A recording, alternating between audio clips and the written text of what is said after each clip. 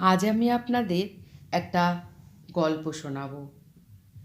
গল্পটা শোনার পর বুঝতে পারবেন কি বলতে চাইছি আমি। একটি লোক প্রচুর গীতা পাঠ করতেন।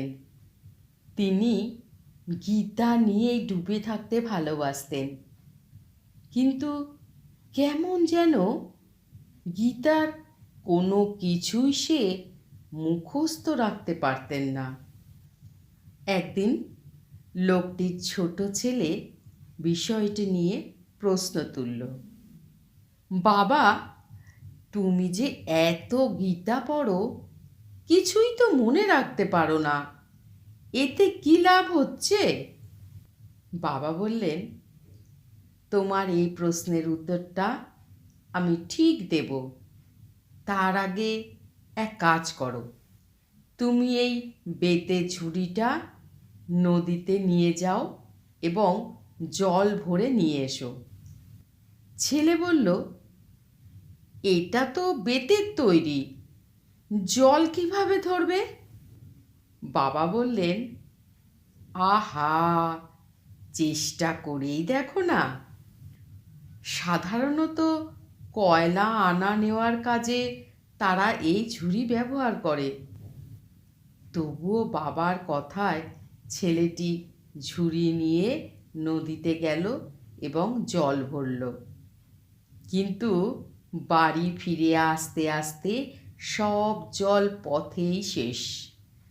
পড়তে পড়তে একদম খালি হয়ে গেছে।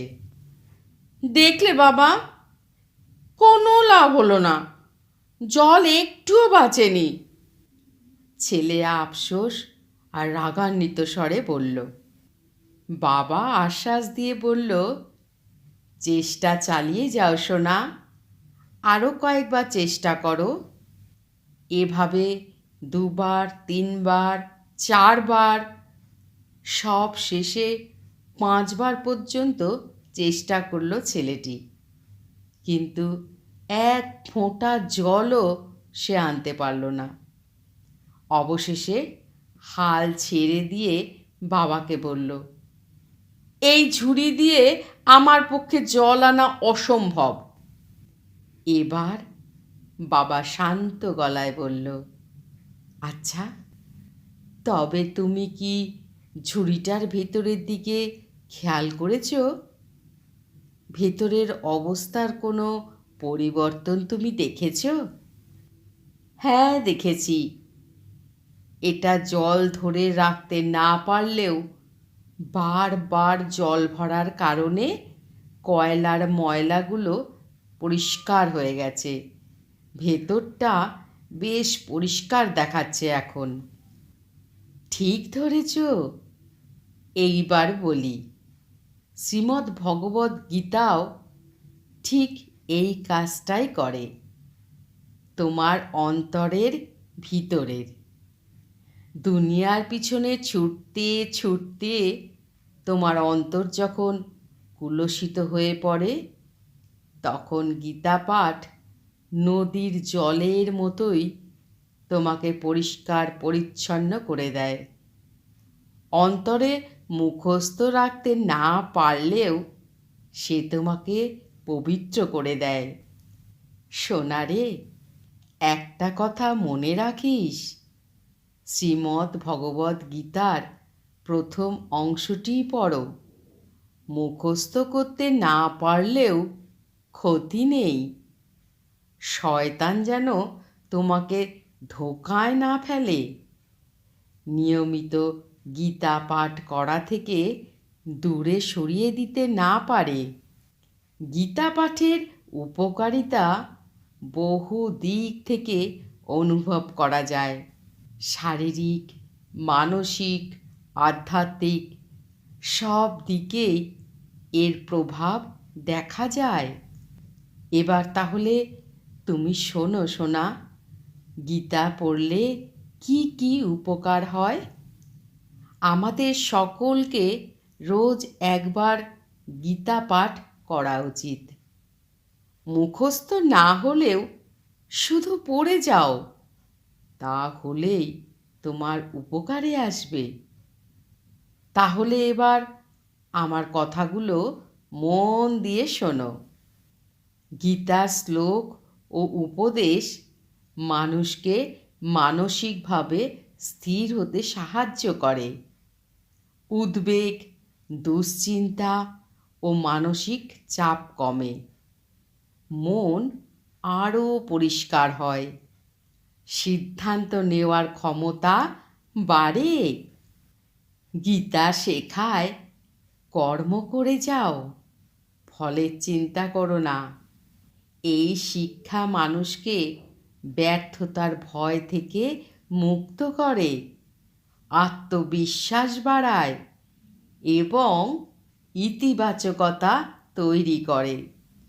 গীতার দর্শন মানুষকে আবেগ নিয়ন্ত্রণ করতে শেখায়, যে কোনো পরিস্থিতিতে শান্ত থাকা, সঠিক বিচার করা সহজ উপায়।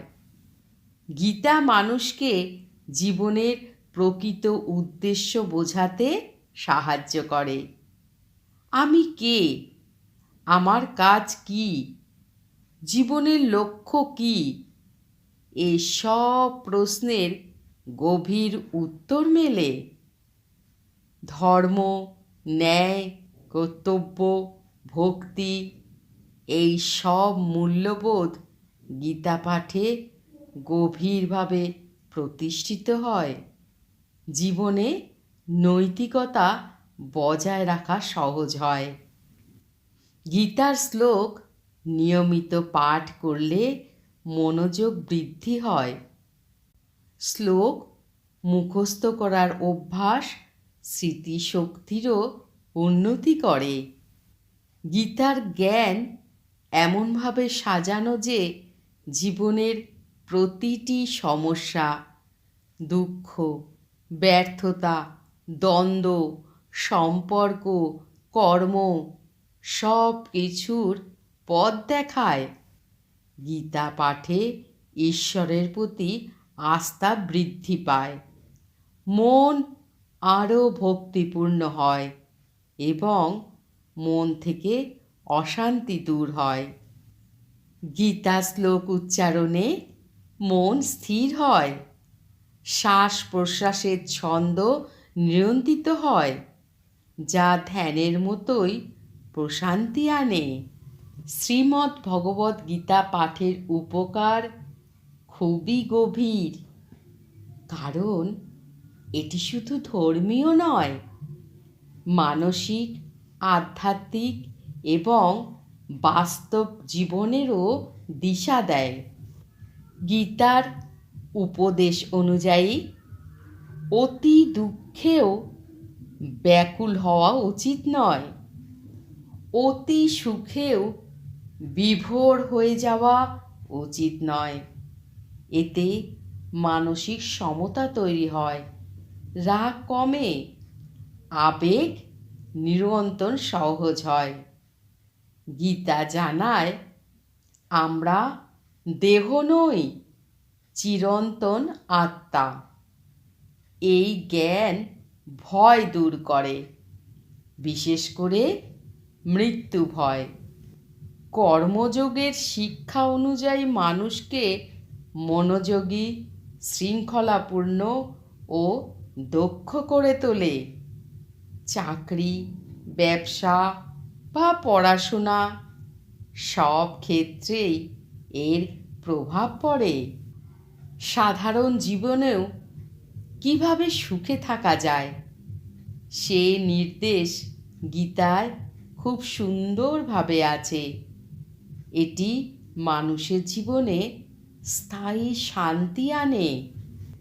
শ্রীমদ্ ভগবদ্ গীতার সার কথা খুব সংক্ষেপে কিন্তু স্পষ্টভাবে বলা হয়।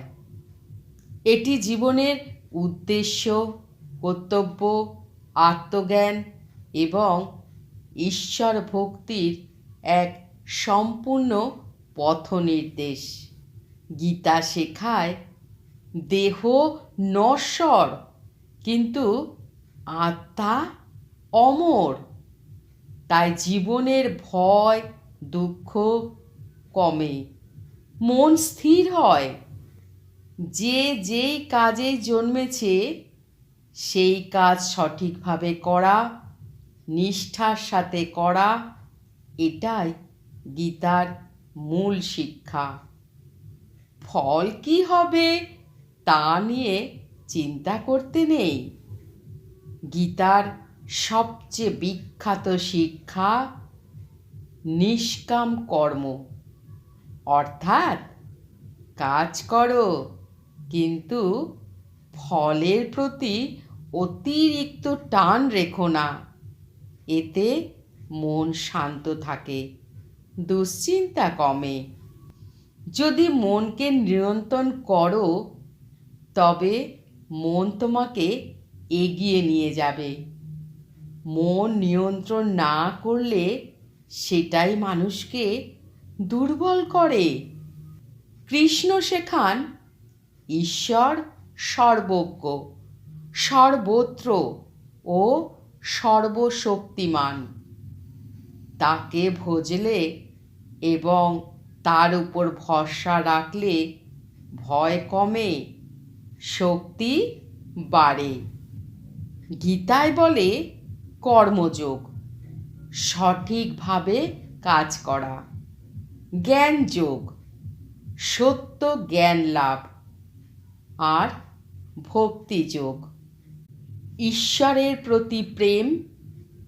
এই তিন পথই মানুষকে মুক্তির দিকে নিয়ে যায়। দুঃখ এলেই ভেঙে পড়া নয়, সুখ এলেই অহংকার নয়, মনকে স্থিতিশীল রাখাই শ্রেষ্ঠ। জীবনে যা ঘটে সবই বৃহত্তর ভালো উদ্দেশ্যের অংশ। এই বিশ্বাস মানুষকে শক্তিশালী করে। গীতা ন্যায়ের পথে দাঁড়াতে শেখায়, যদিও সেই পথ কঠিন হোক। ধন সম্পদ, নাম যশ সবই ক্ষণস্থায়ী। যা স্থায়ী সেটা হলো আত্মজ্ঞান, চরিত্র, ধৈর্য, ভক্তি ও সৎ জীবন। এবার বুঝলে তো সোনা, আমি কেন রোজ গীতা পড়ি কিন্তু মুখস্থ করতে পারি না।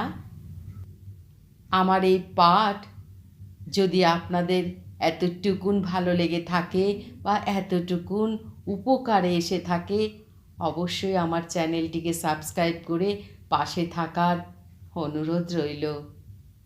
জয় শ্রীকৃষ্ণ।